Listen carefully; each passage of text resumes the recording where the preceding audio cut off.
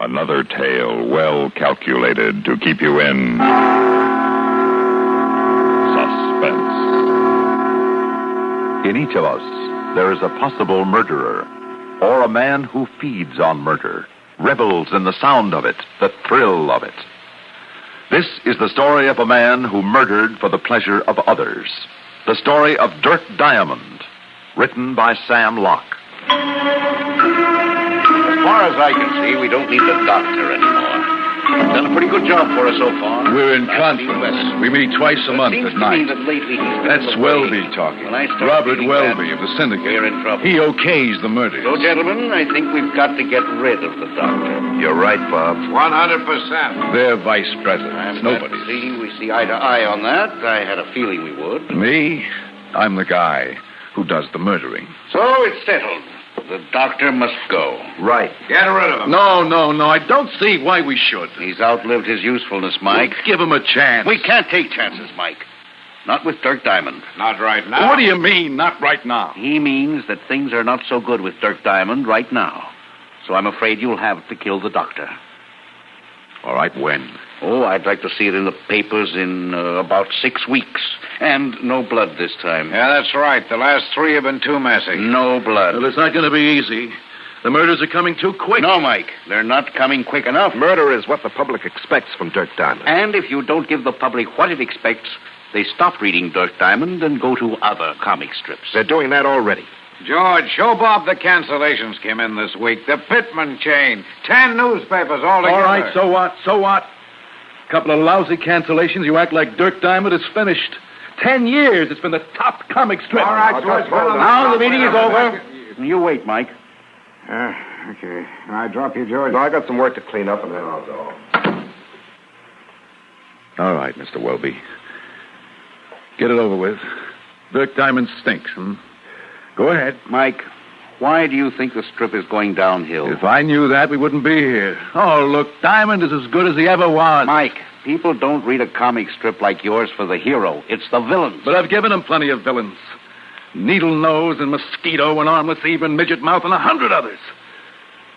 Now, it doesn't matter how monstrous I make them. They just don't go. I don't understand. Well, it's simple, Mike. This is the age of the H-bomb, of rockets to outer space, of science fiction.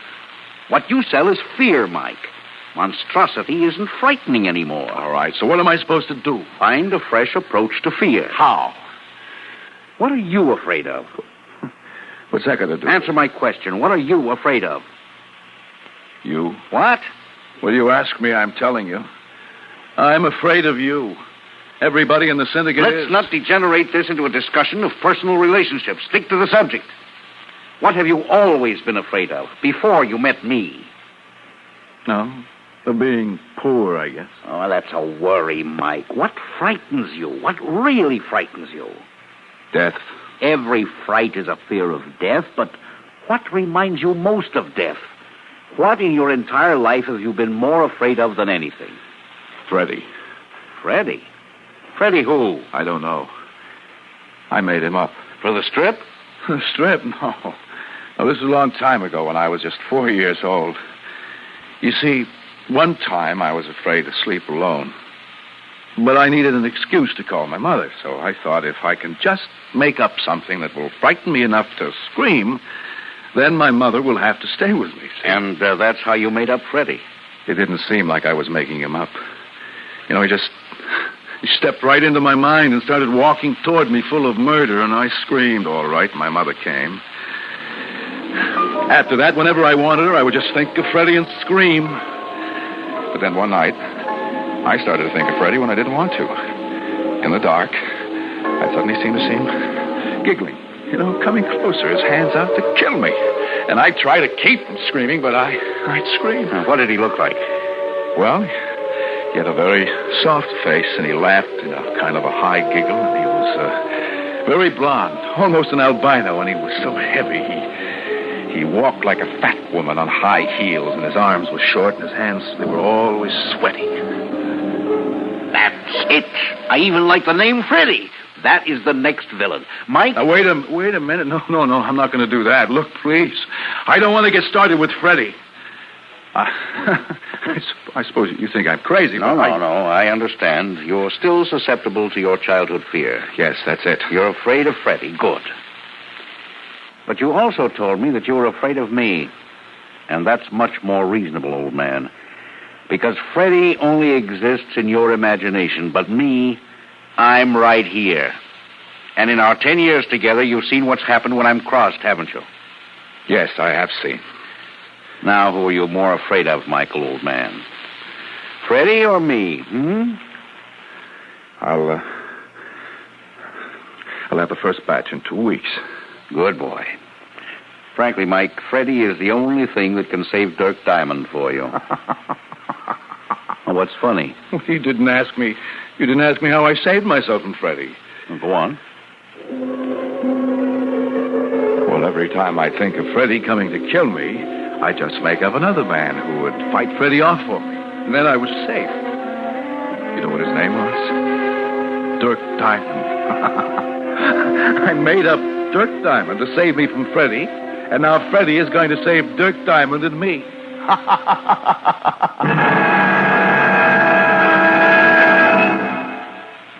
In just a moment, we will return for the second act of Suspense.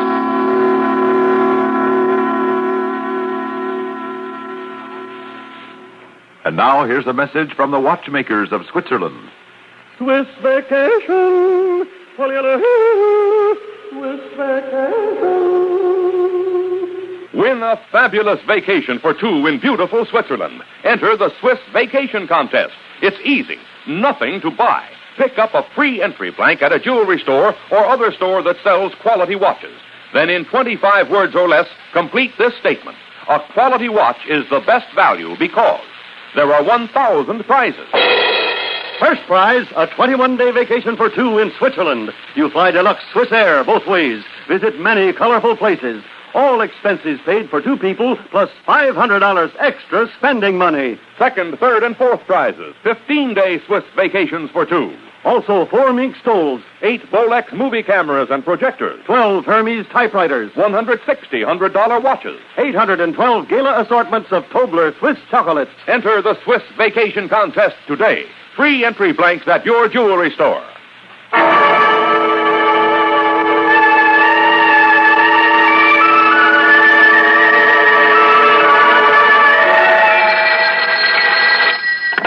Yeah? Mike, we just signed the Hicks-McCoy chain. 14 newspapers. Yeah, That makes 30 papers this month alone. We've got a lot to thank Freddy for. Yeah, a lot. The last 2 months of the strip have been wonderful. What's gotten into you? Freddy. What? Oh, nothing, Mr. Welby. Goodbye. It's not nothing. Everything goes so easily. The panels, the storyline, even the dialogue. And I don't quite understand. Not for a long time. Then one day, my assistant comes into my office with a strip of my drawings. Mike, something's wrong. What? What's wrong? Well, in this panel, you told me you were going to draw Freddy looking frightened. Yes, that's right. Well, you have him smiling. What? Let me see that. Oh, yeah. You want to change it before I ink it in? No, just let me have your eraser. There. Mike, he's still smiling. Yeah. Let me have your eraser again. There. Funny, it still looks kind of like a smile. Yeah. Yeah, he's still smiling, isn't he? Well, do you want him looking frightened? Or it doesn't matter what I want. You see, it's what he wants. I have to do what he wants. Mike, are you all right? Oh, sure.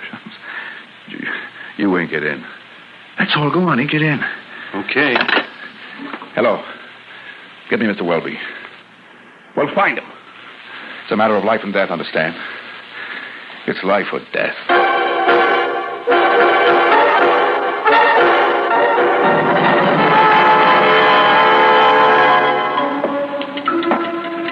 I have to murder Freddy. Within 30 days, he'll be dead. It'll have to be big, otherwise Mr. Welby wouldn't go for it. No two-for-a-nickel ideas for him. I walked through the entire apartment, back and forth, past all the gifts and the medals and trophies I've been given by Dirk Diamond fan club from New Jersey to Hong Kong.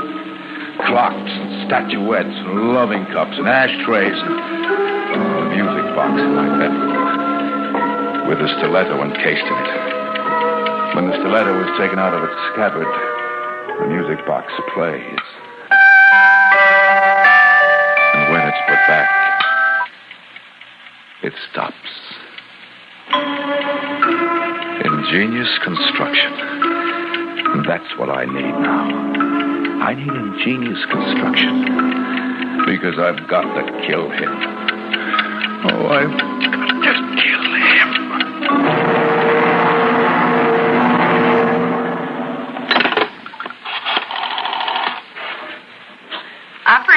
Operator, what time is it? 5:45 a.m. Do you wish to place a call? Yeah, Western Union. Thank you. Western Union? Western Union, this is Mike Snyder, Barton Hotel.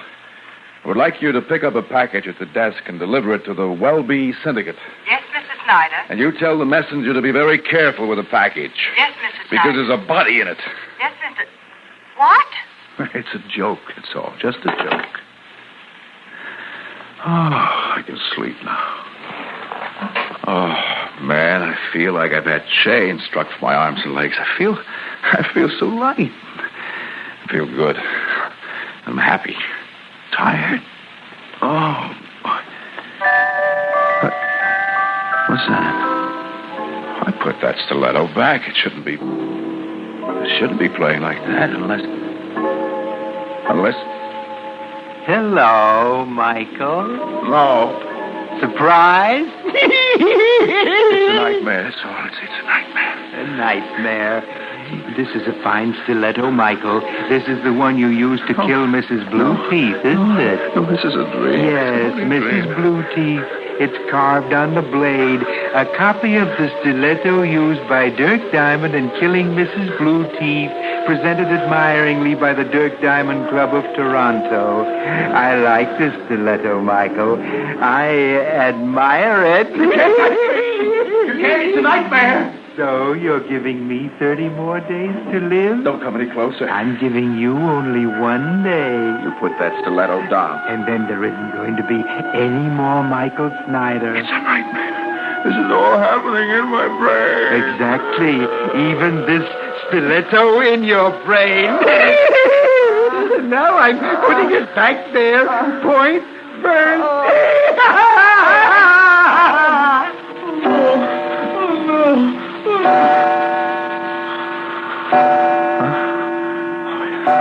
Yes, it was a nightmare. It wasn't.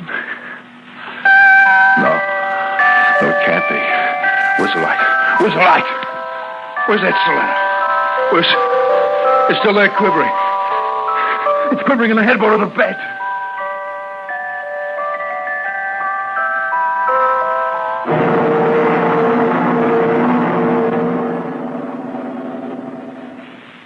Okay, look, Mr. Snyder, I took enough with them fingerprints in the laboratory, but the fingerprints aren't on file here. So the lab's wiring in Washington, special for you, Mr. Snyder. FBI, you know. That's an accident. When will they get word back? Oh, any minute. Say, you know, Mr. Snyder, it's funny I should run into you here at the police on account of, you know, I got 4 boys at home who keep talking about nothing, but how is Dirk Diamond going to get out of this trap Freddy's got him in? Can you tell me now how you're going to get him out of this trap? I don't know. Mulligan. Huh? Mr. Snyder, it's the lab. They got word back. Yes. Mm-hmm. Yeah? They're the fingerprints of Michael Snyder.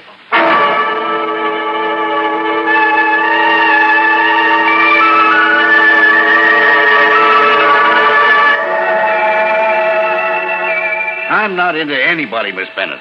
Mike Snyder, we'll put him on. Mike, where have you been all morning? We've been calling. What? Your train leaves in 2 minutes. Where are you going? What do you mean? Anywhere. No, I'm not out of my mind. I've got to get away before it's too late. No, I can't explain. No time. Now, look, I sent you 30 days of Dirk Diamond this morning, and you're not using them. If that's the best you can do, Freddy stays alive. You understand, Mike? I never questioned your judgment before, but this time I'm telling you. Now, you put those strips through, because Freddy's got to die. It's him or me. It's him or me!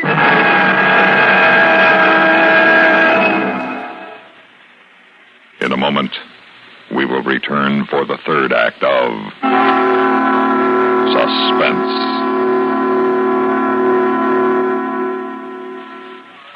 Here's Hollywood star Mona Freeman. Who feels like acting with a miserable cold? I relieve cold distress the fast way with 4-way cold tablets. Yes, tests of all the leading cold tablets proved 4-way fastest acting. Amazing 4-way starts in minutes to relieve muscular pains and headache, reduce fever, calm upset stomach, also overcomes irregularity. When a cold strikes, do what I do. Take 4-way cold tablets. It's the fast way to relieve nasty cold distress and feel better quickly. 4-way, only 29 cents. Our program will continue in a moment after a word about another fine product of Grove Laboratories. Had dandruff for years? Now get rid of it in 3 minutes with Fitch Dandruff Remover Shampoo. 3 minutes with Fitch regularly is guaranteed to keep unsightly dandruff away forever. Apply Fitch before wetting hair, rub in 1 minute. Add water, lather 1 minute. Then rinse 1 minute. Every trace of dandruff goes down the drain. 3 minutes with Fitch. Embarrassing dandruff gone. Fitch can also leave hair up to 35% brighter. Get Fitch Dandruff Remover Shampoo today.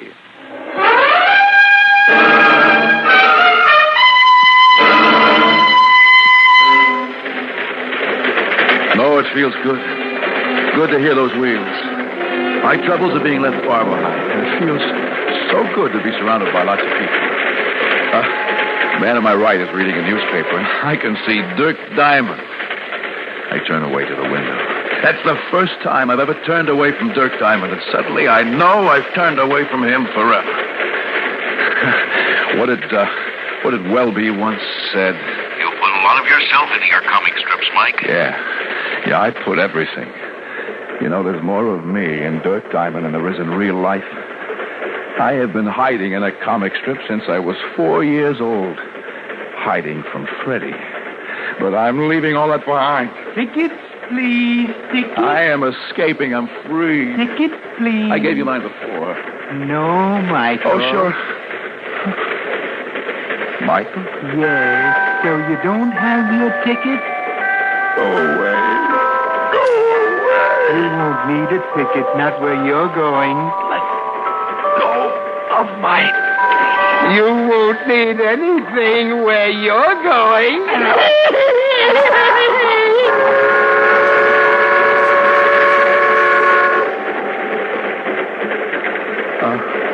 He's waking up. Coming out of it. Easy, mister. You were choking yourself. Your own hands around your neck. It was awful. You have fits. Listen, stop the train. Huh? I gotta get back. Oh, don't try. No, I gotta go back. I got to. All right. Now, the next stop is Buffalo. You can get off and take a train back. Oh, you shouldn't be moving around. Joe, help him with this. Sure. No. I got to do this myself. All of it. Myself.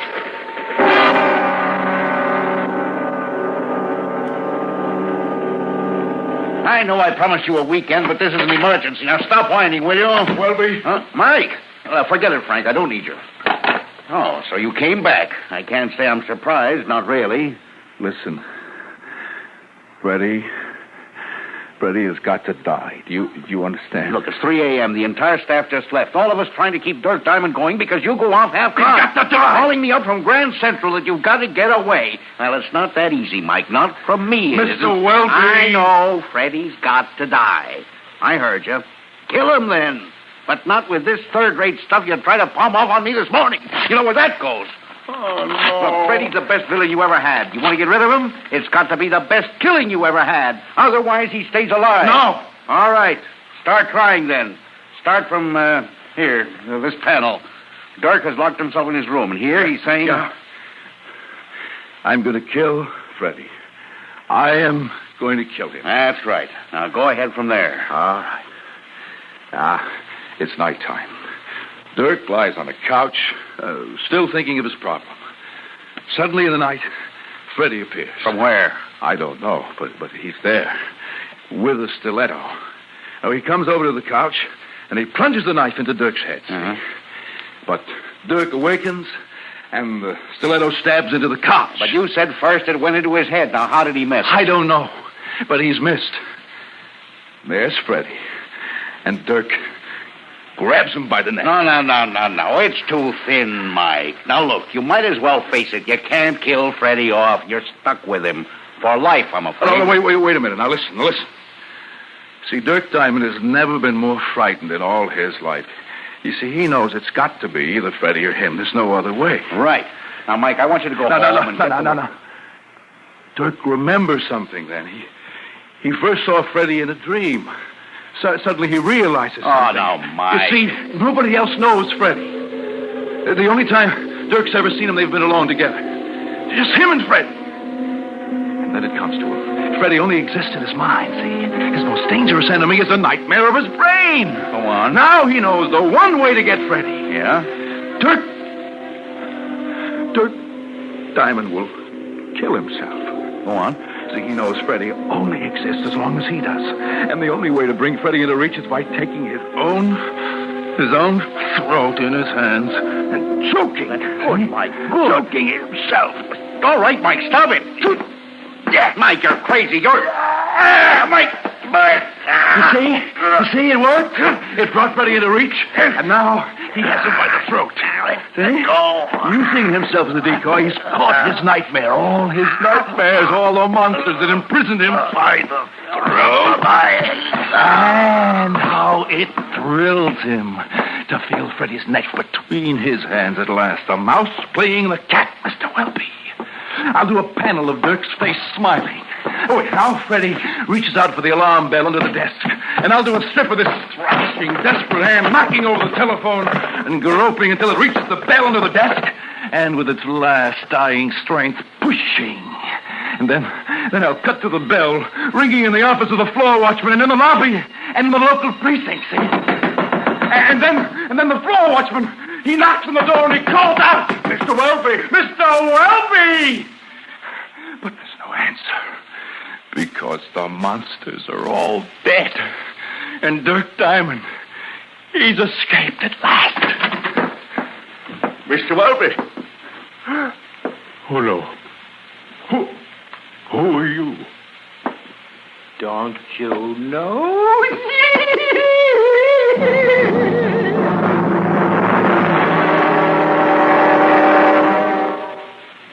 Suspense. You've been listening to The Crisis of Dirk Diamond, written for Suspense by Sam Locke. In a moment, the names of our players and a word about next week's story of Suspense. When you listen for news, don't you want it presented in lively fashion by a man you know you can trust? Of course you do. That's why millions listen regularly to Lowell Thomas, whose news broadcasts are on CBS Radio 5 evenings a week, Monday through Friday. When you want all angles of the news, get them from Lowell Thomas. And when you want all angles on sports, tune in Sports Time, presented every evening except Sunday on CBS Radio. Frank Gifford brings you the high spots and the lowdown on the sports world straight from the horse's mouth.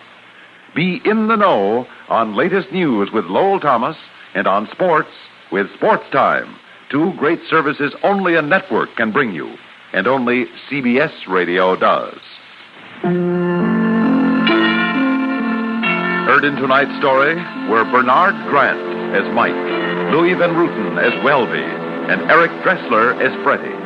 Also included in the cast were Ian Martin, Larry Haynes, and Maurice Tarplin. Listen again next week when we return with another tale well calculated to keep you in Suspense. on CBS Radio.